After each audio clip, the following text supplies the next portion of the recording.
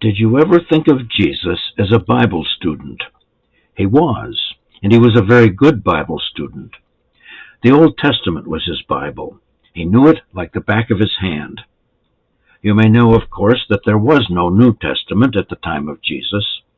The New Testament wasn't written until after Jesus rose from the dead and his apostles began preaching the gospel in all the world.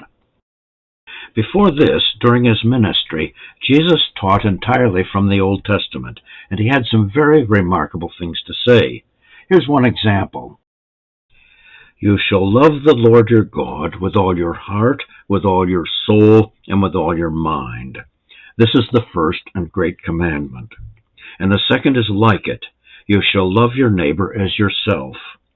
On these two commandments hang all the law and the prophets.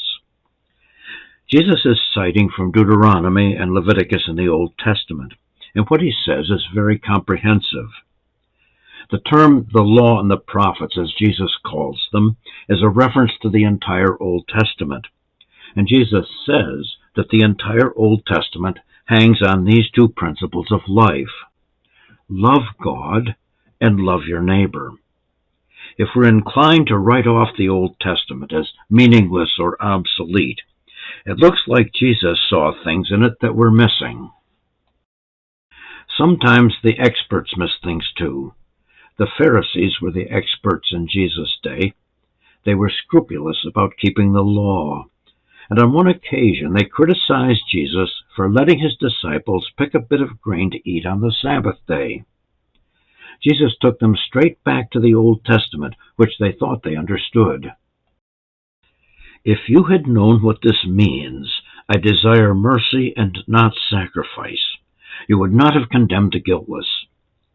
Jesus took them back to the prophet Hosea, tucked away near the end of the Old Testament, and he reminded them of a major principle that comes from this minor prophet. Mercy is greater in God's eyes than sacrifice.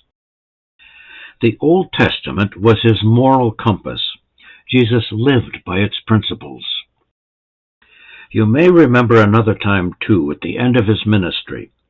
Jesus went into the temple in Jerusalem and threw out the money changers and the merchants who had turned the temple of God into a place of merchandise. It reads like this. Then he went into the temple and began to drive out those who bought and sold in it, saying to them, It is written, My house is a house of prayer, but you have made it a den of thieves. This time Jesus quoted the prophet Isaiah to them. Isaiah was a major Old Testament prophet, and the temple leaders would have known the prophecy very well. They would probably have read this passage many times and missed its importance just as many times. My house is a house of prayer. Failure to reflect on what this is saying left them open to behaving like crooks in the house of God, with no apparent conscience to make them think twice about what they were doing.